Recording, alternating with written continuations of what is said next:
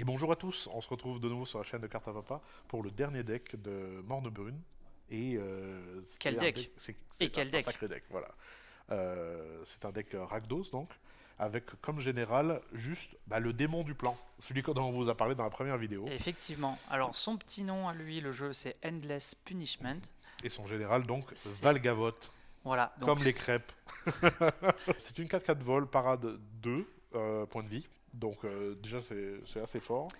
Le jeu fait très mal. Genre, Mm. la moindre action fait perdre des points de vie à Et, vos adversaires. et donc quand un adversaire perd des points de vie pendant son tour, Voilà, pour la première pour fois. la première fois, Valgavotte gagne un marqueur +1/+1 et en plus de ça vous piochez une carte. Voilà, donc piochez une carte à chaque tour adverse si vous C'est avez ça. réussi à lui mettre des points de vie pendant son tour. Ça peut être très violent, voilà. Bon, Puis c'est le démon du plan quand même, puis donc. faire grossir une volante qui est votre commandant. On va très vite aller chercher des dégâts de commandant. Ça va faire très mal, hein. Oui, Vraiment, c'est un jeu. c'est vrai que le côté vol est vraiment très, très, très, très, très fort. Et on va voir dans tout le long du deck, il y a beaucoup de support pour sa capacité. C'est très, très fort. Quelle image aussi, franchement, moi je suis conquis. Oui, c'est vrai. Je suis joueur Golgari, mais là celui-là. Ouais, c'est vrai que le côté Dragnos est attirant. Là. Voilà. Voilà. Puis même globalement, le deck Ouais. très, très bon. Voilà. Le commandant alternatif, Seigneur de la Le Souffrance. seigneur de la souffrance, faut le dire comme ça. C'est vrai, je suis un peu basique. Pour le coup, une image un peu moins sympathique, un peu moins classe, un peu moins flippante, mais un adversaire tout aussi redoutable, hein. C'est ça. Déjà, vos adversaires peuvent pas gagner de points de vie, donc ça calme, hein. Ça calme. Ouais. Tous les decks qui accumulent un petit peu trop les Guild of Soul et tout, Ouais. hop. Voilà. Le jeu est pas fait pour faire durer la partie là, hein, clairement. Oui, oui, les deux d'ailleurs. C'est vraiment des Ouais. decks qui vont mettre énormément de points de dégâts à tout le monde. Les deux généraux, je veux dire. Ouais. Donc 5-5 menaces, à chaque fois qu'un adversaire lance son premier sort chaque tour, vous en choisissez un autre et il perdra autant de points de vie que la valeur du mana du premier joueur. Enfin du premier sort. sort joué par Mm. l'autre joueur, quoi. C'est assez fort, parce que c'est le joueur donc qui contrôle la créature qui choisit Oui. la cible, et donc du coup ça peut Ça être peut- très fort. Ça force les joueurs à jouer dans l'ordre. Ça force, c'est un effet statique et en plus vous pouvez pas gagner de points de vie et c'est une 5-5 menace. Ouais. C'est même des gros starts dès le début de la partie. Il n'y a rien qui fait que perdre des points de vie dans ce jeu. Et là, les deux commandants, ils vous imposent vraiment tout de suite le rythme, hein. Et ils sont encore une fois un peu comme le deck Golgari, ils sont très support l'un à l'autre. Ouais, alors vraiment, malheureusement, ça ne déclenche pas le commandant principal, l'alternatif, puisque c'est forcément au joueur qui joue le sort que vous n'allez pas infliger les blessures. c'est vrai, c'est vrai. Donc, Mais ils vont dans la mais- même direction mais bon, pour ouais, faire perdre des points de c'est vie, vrai. mais l'un ne déclenche pas l'autre. Ça déclenchera pas l'autre. Par contre, bon, ça va mettre des gros starts. Ça, par Voilà. contre. Ça. Et donc pour les nouvelles cartes du deck, on a une carte qui est plutôt adaptée pour le duel commander cette fois-ci, Mhm. qui est l'Athlète Vedette. Donc c'est une 3 de menace pour 3 qui va, à chaque fois qu'elle attaque, donc on choisit un permanent que le joueur défenseur contrôle, et pour garder ce permanent, le joueur va devoir payer 5 points de vie. Voilà, soit il le sacrifie, soit il perd 5. On précise que c'est un permanent non-terrain quand même, parce que Oui. c'est très fort. Oui, sinon, oui, ce serait. Mais ouais, 3-2 menaces qui va obliger votre adversaire à perdre un permanent, parce qu'en duel, ça. on commence avec 20 points de vie et perdre 5 pour n'importe quel permanent, C'est c'est ça. dur. En fait, c'est un anti. À chaque fois, moi je vois virtuellement, à chaque attaque, c'est un anti-bet Voilà. d'une créature probablement défenseur. Donc En vous plus, allez pas ça pouvoir trigger à l'attaque, donc ça veut dire que c'est avant les blocs. C'est vraiment très très fort. Donc Et vous- il y a le petit bonus que ça a blitz aussi. Voilà. C'est un détail parce qu'on on va rarement se servir du blitz, je pense, mais ça reste quand même très fort. Ça peut être un one-shot, attaquer avec, le laisser mourir, piocher une carte et avoir infligé ou 3 ou 8. C'est ça. Et, ou sinon, avoir géré un permanent. En général, on n'aime pas trop donner des choix en duel commander à l'adversaire, mais là, c'est un choix un petit peu cornélien quand même. Ouais, puis en plus en multi, perdre 5 sur 40 PV, ça a quand même moins d'impact. Ah oui, c'est vrai qu'en multi, la carte, bon, elle reste correcte parce que bon, ça va permettre de mettre un peu de pression, c'est une bête menace, mais globalement, c'est plutôt une carte qu'on voit vraiment en duel commander Mhm. pour la suite. Autre carte rouge assez efficace, là, plutôt dans tous les formats, hein. C'est ça, ouais, elle est plutôt pas mal globalement. Ouais. L'incendiaire jovial, qui elle va avoir un effet à chaque fois qu'on lance un sort, c'est ça? Alors, un sort non Non créature. créature. Ouais, ça fait beaucoup de choses, hein. Elle va infliger sa force. Elle a, C'est que les adversaires, hein, pas vous. Donc c'est plutôt fort. Mhm. Et pardon, je t'ai coupé. Elle a survivance en plus. Survivance qui est un mot-clé qu'on adore voir, c'est-à-dire qu'elle va survivre au wipe la plupart du temps, elle va revenir. Bon, On très, très explique fort. peut-être ce qu'est la survivance. Oui, la survivance, donc si la créature n'a pas de marqueur +1/+1 sur elle, elle va revenir, donc quand elle va mourir, elle va revenir avec un marqueur +1/+1. Voilà. Par contre, elle revient quand même du cimetière, donc il faut faire gaffe aux exils de cimetière avec la survivance.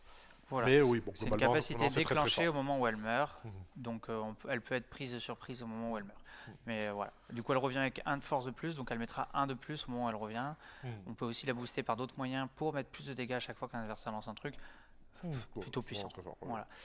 Dans Euh, les cartes un peu plus multi en l'occurrence, qui sont dans le deck, qui Mhm. moi m'ont plu en tout cas, le Constricteur Tenace, donc un serpent un peu cher d'invoque, mais qui lui pour le coup va déclencher le commandant à chaque tour adverse, Et ça, puisqu'il va c'est leur pas mal. mettre un point de vie et Oui. un marqueur et -1/-1 à une créature qu'il contrôle. Mhm. Et pour le coup lui il n'a pas la survivance mais la persistance, donc c'est un peu la même chose, C'est sauf qu'au lieu l'inverse de en fait. revenir voilà, avec un marqueur +1, elle revient avec un -1. À moins un. Donc Mais voilà. voilà, très fort parce que ça déclenche le commandeur, ça Ouais. va déclencher Valgavoth.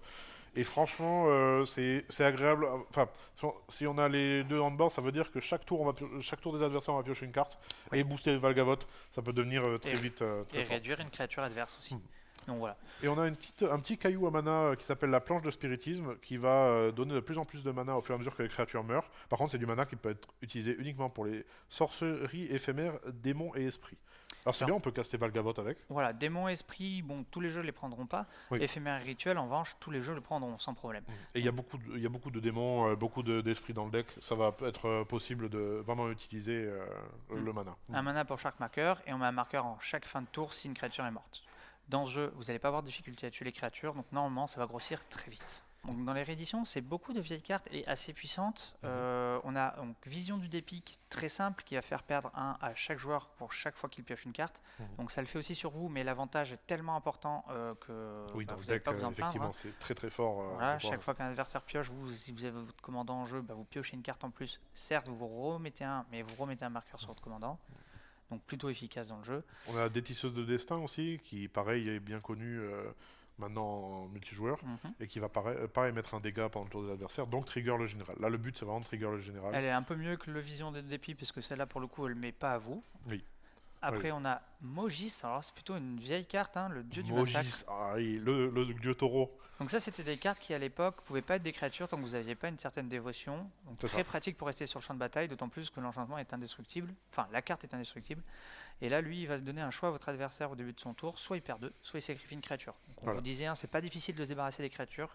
Mhm. Là, si vous avez votre commandant en jeu, l'adversaire a le choix entre perdre une créature ou vous laisser piocher une carte et mettre un marqueur sur votre commandant. C'est ça. Mogis C'est- qui arrive au début de partie en tour 4, ça peut être très Ça violent. reste très longtemps sur le Et champ de c'est bataille. très hein. difficile à remove. Bon, Ouais. maintenant, on en a quelques-uns, des exils d'enchantement, mais ça reste très difficile à remove globalement. C'est une carte puissante. Hein. Voilà. Et ensuite, Le Phyrocidon, qui est bien connu, qui empêche de gagner des points de vie et qui, pareil, va mettre des points de dégâts. Ça va permettre de trigger Voilà. le général facilement. Mm. Très, très donc, agréable. bonne réédition, on l'a pas vu souvent, très bonne synergie dans le jeu. Mhm. Voilà, comme on vous disait, ça tape fort. On n'est pas là pour faire plaisir à ses adversaires.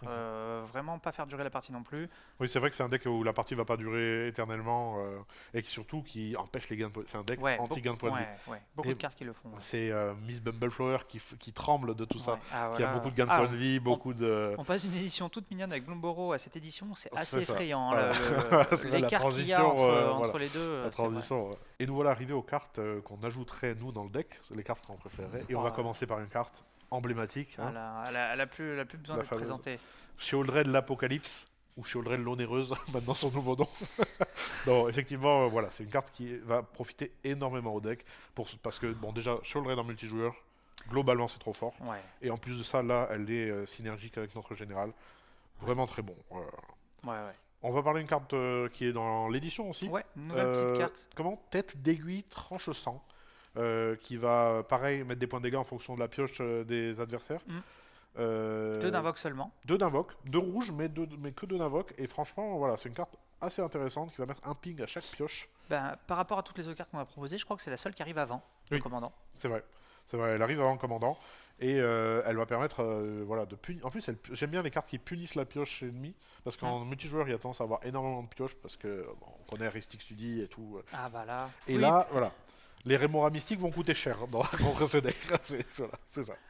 dans le même style, on est parti après sur les vortex. Donc il y en a 2. Le plus connu, je pense, celui qui empêche de gagner des points de vie, le vortex sulfureux. Voilà. Donc lui, bon, pour 3, chaque joueur perd 2 au début de son entretien et personne ne peut gagner de points de vie. Une carte fun, hein, comme on... Enfin, de toute manière, le deck, il C'est est ça. pas, il Le est pas deck fait est pour pas être dans le fun. fun. hein. Il met des claques. Le deck met des claques. Voilà.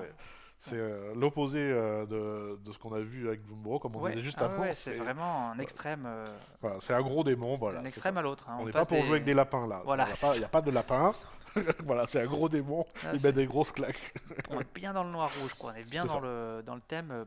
Hein. Et Ouais. l'autre Vortex, c'est un peu la même chose. Lui, il va falloir payer 1 pour empêcher les gains de points de vie à chaque tour. Mais par contre, il met il coûte moins cher. Par contre, il a ce petit bonus que j'aime bien, c'est qu'il punit les sorts gratuits Ouais.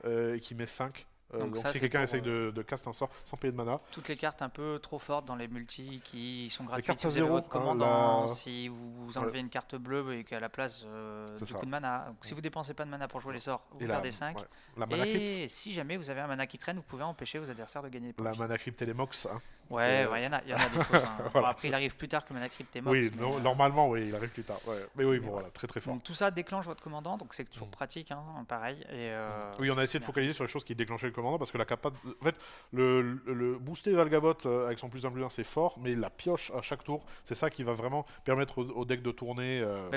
Avec des sorts comme ça, si vous avez votre commandant en jeu, vous n'avez plus besoin de mettre de pioche quasiment. J'exagère l'idée, mais tant que votre commandant est en jeu, toutes les cartes qui synergisent avec lui vont vous Oui, faire voilà. piocher. Oui. Donc piocher 4 cartes en un tour de table, pas besoin d'aller plus loin. Et puis même s'il n'y a pas le général, ça veut dire qu'on va creuser dans les points de vie de l'adversaire. Ça veut dire que le GG n'est pas, le deck n'est pas trop GG centrique, c'est-à-dire qu'il n'a pas forcément besoin de son général pour être fort. Mais voilà. Ouais, c'est un deck qui fait très bien la course. C'est un deck qui fait la course et qui va poser les termes dès le début de la game. Et donc voilà, notre deck Rakdos qui finit ses 4 decks d'Oxmond. Voilà. Belle Voilà. collection de decks, hein, Belle comme collection. d'habitude, beau produit. Tu vois, j'ai beau être joueur de Golgari, c'est vrai que le Rakdos, il a l'air Il bien a l'air costaud. très hein. très bien, ouais. Mais globalement, je trouve que le niveau des decks multijoueurs, alors, les préconstruits ont augmenté. Ouais. On voit des schémas qui se répètent. Il y a Oui. toujours 3 bonnes rééditions, mais malgré ces 3 bonnes rééditions, il y a quand même d'autres bonnes rééditions à l'intérieur des decks, et c'est vraiment très intéressant, je trouve.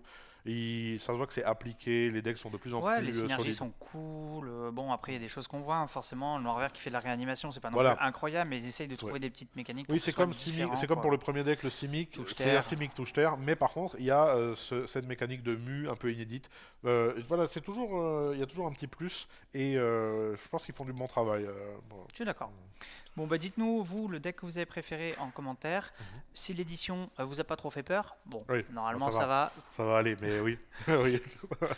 Et Et- on se retrouve bientôt pour la prochaine extension.